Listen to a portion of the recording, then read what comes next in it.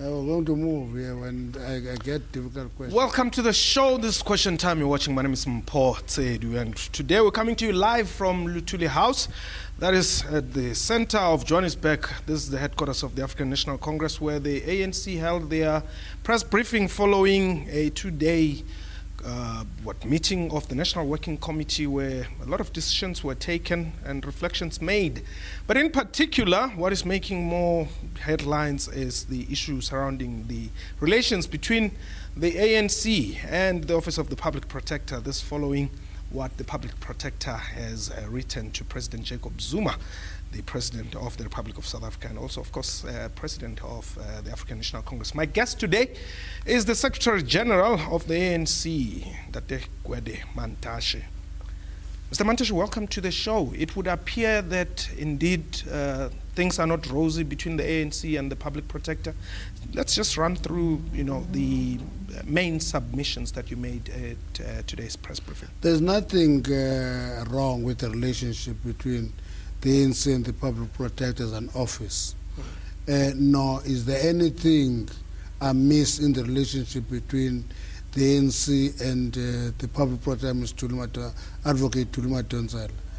What we are dealing with here is something called Ukhalimela Nyatso in Sesotho. That a Public Protector cannot be everything. A Public Protector is a Public Protector, and her role is clear in the Constitution and in the Act. Now, where we have an issue is when a Public Protector deals with a particular case because it is a case affecting the President of the ANC, in our case, then she deals with that issue as a personal project. It can't be. She must deal with that issue institutionally, investigate, write report, hand it over, other institution take over the work and processing of that report, and the outcome will come. Then if there is unhappiness, that will come later. I mean, in your press statement, you say her intention to discredit the ANC and its leadership in government has been consistent. Is this a view? Yes, it is quite consistent, actually. You remember last year when she was going to release this report this year. We raised it as early as late October, early November, that this report must be released. Otherwise, if you release it close to the election, we'll read a political intention in your releasing of the report. And she said we'll release the report in January, but that report was released in March, as was speculated in November. And the intention could be very clear, was that the report will be released late, and then the opposition will actually scavenge on the ANC using the Public Protector's report. And that's what we dealt with up to the elections. And the intention was to pull the ANC below 60% by many forces in society. And she contributed in that. And we think, and we're seeing a trend of issues. When reports were leaked from her office, she suggests that the security cluster leaked the report. Now, a report is leaked, a letter is leaked from the Office of the Public Protector. No, it's a senior ANC member that is leaking the report. We checked among ourselves, nobody have seen that letter. That's the first thing. So there was no question of leaking it. And if the Public Protector knows who that senior member of the ANC is, she must tell us. And she has gone public and say, in a conference somewhere, there is a minister who is being charged of drug trafficking. Who is this minister who is charged of drug trafficking? Should we be suspicious of every minister we walk next to and suspect that he's a drug trafficker? And I think that behavior from where we're seated is deviant, is smacking of populism. Now, would you therefore say that it is the view of the ANC that the Public Protector's Office, and in this case, Advocate Thuli Madonsela, is being used by the opposition? And I'll refer you to one statement here, or the one line from the press release, that the NWC also noted the coincidence of the Public Protector writing the letter to the President on the same day that the EFF disrupted Parliament. And asked the same question. and ask the same question. Don't leave that part. Okay. We're not saying she is used by the opposition. What we're saying is that there is a trend that we've been observing as the African National Congress over a period of time now, of forces in society that come together. We call them anti-majoritarian liberal offensive on the ANC, which forces pull together, coordinate their work, and attack and delegitimize the ANC as a liberation movement with the intention of weakening it and ultimately dislodge it from power. So we scrutinize actions that smack of that tendency. And that's what we're saying, is that this coincidence is actually smacking of a trend that is prevalent in society today. That's why even when the EFF disrupt and every opposition party in the Whipparies caucus agree it is bad, it's wrong, but when they come back and say, no, the issue is the answering of questions, because it is in the theme and in the script that they must always try to discredit the African National Congress and delegitimize it. Okay. Now, SG, you are saying, or I would like to check with you, are you questioning the fact that as a Chapter 9 institution, she has a responsibility to protect the integrity of the Office of the Public Protector in discharging her responsibilities? Are you questioning that she is failing? A behavior of an incumbent impacts on the office. And what we are reminding everybody is that beyond her term, there will be an office of the Public Protector. So the integrity of that office should be defended and protected at all costs. Okay. Now let's look at the particular case point here, which has caused all this uproar. What should happen? The Public Protector says President Jacob Zuma must pay a reasonable amount of the upgrades, yes. Right? Now, is the ANC saying you cannot tell the president to pay that amount, or what is it saying? That's not what we're saying. What we're saying, the Public Protector says, pay a reasonable amount which will determine in conjunction with the Minister of Police yes. and the National Treasury. Now the President says, I'm working for the Minister of Police to tell me to pay. You see? Now that becomes a big issue. But the Public Protector herself says, the Minister of Police, who is actually responsible for Key Point Act, yes, National Key Point Act, please work with the National Treasury to determine the reasonable amount that must be paid. The President say, then I'm waiting for the Minister. What is amiss of that? That is the point we're making.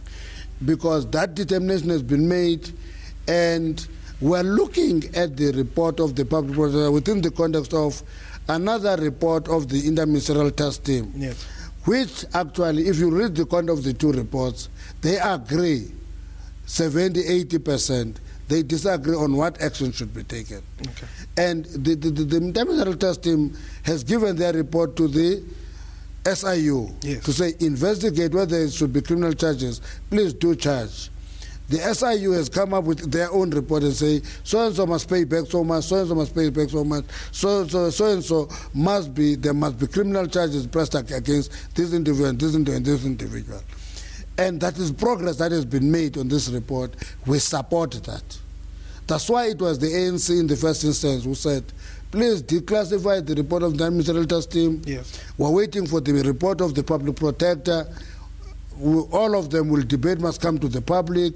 There must be charges. People who have get access to that money wrongfully or fraudulently, that must be recovered if need be. The asset forfeiture unit must attach to assets of people. We support that progress. The Public Protector says, by law, the police minister doesn't have more powers than her. Then she must not refer to the National Key Point Act then, and not talk and refer to the to the police minister, because then the National Key Point must be transferred to the Office of the Public Administration. I spoke to Julius Malema, who said yesterday that given all these parallel structures that have been set up to deal with this matter, this is just a ploy by the ANC to delay accountability. There are no parallel structures. All reports end up in Parliament. That Parliament sets up an ad hoc committee to deal with the report, including EFF if it was to participate. Now, if people want to participate, they must participate. If they don't want to participate, they must not make noise. Simple. Now, perhaps we must then get into, what happened last week on Thursday. You're saying that the ANC has a duty and responsibility to defend the democracy and its institution. That responsibility includes being vocal when there is apparent and real complacency. Does this mean that the Speaker of Parliament, who is the chairperson of the ANC, was complacent? It means many things. The law is quite clear what the course of action that should be taken when there's disruption within the parliamentary precinct. Yes. The law is clear. You don't need to reinterpret it. It's written clear, including arresting people, if need be. And we're saying the tools are there to deal with that situation. Why was the Parliament so helpless and totally disoriented in dealing with that situation? And we say, jack up pick up your socks, jack up your seat, deal with issues as they come. If you don't do that, anarchy gets emboldened. What, in your view, should the Speaker have done? The Speaker did what she was required to do. She gave clear orders that, listen, get out, take them out, and that order should have been carried out. Why was it not carried out is an issue that occasionally we call complacency. And there are many issues that are emerging out of that debate. The first one is that the bigger part of the security of Parliament is in a private security company's hands. We are arguing that you can't put Parliament in the hand of a private security company. The Parliament must be safeguarded by security forces of the country. It's a very important institution. Correct. And therefore, if we correct that, and if I follow the media briefing of the security cluster of ministers, they are going to rectify that. We hope it will be rectified fast and quick, because that responsibility cannot be left to a private security company. It was interesting for Julius to say thank you to the Mlungu who came to us, because they know if it was our brothers who were stupid, there would be a mistake committed. That in itself is an insult to the majority of South Africans who are historically disadvantaged and historically excluded. And if we think that a black person is equal to stupidity and a white person is equal to wisdom, then I'm afraid we're far from it. Is the ANC battling to handle the EFF in Parliament? No, we're not battling to handle the EFF, and it should not be the duty of the ANC to handle the EFF. The institution must apply its rules to everybody. The ANC, the EFF, the DA, and everybody. It is unheard of when you are called to order and say, no, order doesn't matter to me. Parliament is an institution of rules. And if you don't want to play according to rules, leave Parliament. Howl in rallies. Yes. That's the point we're making. Now, what would you prefer to happen now that it has become clear that, yes, indeed, rules of Parliament were transgressed? What should happen to, like you're saying, the crowd that was howling and heckling? And by the way, they believe that they are allowed to do that.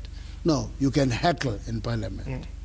You are not allowed to do what they were doing, where you beat tables and you can't do that. Parliament must apply its rules. And if I follow the debate over the last week, now that committee called Ethics and Powers and that committee is being put together now. The responsibility of that committee that looks into Ethics and Rules Committee is to actually apply discipline in Parliament. If you are breaking the rules, you should appear before that committee. That committee can give a verdict. And I think then the Parliament is just awakened to just use the tools that are at its disposal. Well, they say they are a revolutionary organization and they were in pursuit of the revolution. And they had to act, you know, as you say in the Communist Party, dialectical materialism, one action leads to the other. You know, revolution has two colors. There's a revolution and there's counter-revolution. When you want to take off the wheels of a revolution, there's nothing revolutionary about that. You can use revolutionary sounding rhetoric, but we'll see through it and see that there's nothing revolutionary about this issue. There's a fascist movement that is using anarchy and destruction as part of a strategy. And he says, if I'm a mess of the ANC. This is what they created. And that's why the ANC expelled him. Because it's our mess. We created it, we tried to correct it, that mess could not be corrected, we expelled it. Is the Youth League at a point where they have gone through that era where he is still a factor? I mean, right now, reports in newspapers, funny enough actually, they always say Julius Cabal is likely to take over the ANC Youth League and all that. I don't know if we're still having a cabal in the ANC Youth League. We're rebuilding the ANC Youth League. 5 provincial conferences have been held. More than 40 regional conferences have been held successfully. We're having problems in that process like any other process that is organizational. Social science is not a natural science. It's not an exact science. You deal with issues as you go, but progress has been made. We're hoping to have a structure before the end of September of the ANC Youth League. Then we can have a clear program of actually dealing with that structure, correcting the weaknesses, helping it rebuild itself. That's actually the point that I wanted to raise with you as to how are you going to assist the ANC Youth League? Because clearly it would appear that emerging from this turbulent period that it has been in the past 2-3 years, actually, there would definitely need some intervention from you. The first intervention is that it must set proper structures. That's the first intervention. Once you have structures, you have a platform to correct weaknesses. If there's no structure, you'll fumble all over. That is the first step. Once you get there, you can intervene directly on issues and identify weaknesses, identify issues that need training, identify issues that need development. Then you can intervene in a structured way because there is a structure. If there is no structure, you can't do that. And there have been, you know, arguments that you trying to rush it to reconvene and get a formal structure so that they can be part of the machinery of the ANC going towards 2016 to ensure that you do not lose more ground. I don't know if more than 2 years is rushed in whatever terms. More than 2 years period is never a rush. That is slow, actually. We've been slow in this process. And we gave the National Task Team benefit of doubt that they must have time to do what they can do, and then we'll build from there. So there can be no accusation of a rush after 2 years. And going towards 2016, predictions that you're going to lose further votes and probably more municipalities? The reality of the matter is that the ANC works hard. It doesn't take things for granted. It invests time, energy, and resources to whatever work. You remember, at about November and into January, by the way, they were predicting that we were going to get 53, 55%. We got 62.15%, which is overwhelming victory. Now, people can make all their predictions. Sometimes make predictions because that's what they invest in. We are aware of the fact that even if you talk to our old friends in social democratic parties in the Nordic countries, they say this over 60% majority is too strong. It's almost a one-party state. There is a desire to see the ANC being ordinary and just having 51, 52% majority. Then democracy will be seen as normal. We don't believe in that. We believe that we must contest elections. If we get 100%, let's get it. If we get 80%, let's get it. We'll put time and energy on it. Perhaps lastly, the Israeli-Palestinian issue. What's the latest position? Our position is very consistent on this matter, is that the two-state solution is the correct solution.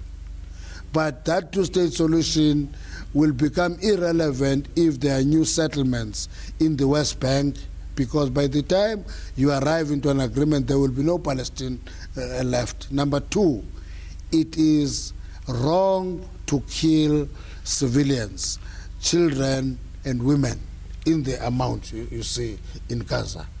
Mr. Gwede Mantashe, thank you very much. Thank you. That was Question Time, coming to you live from Lutuli House, the headquarters of the African National Congress. Have yourself a wonderful time. Goodbye.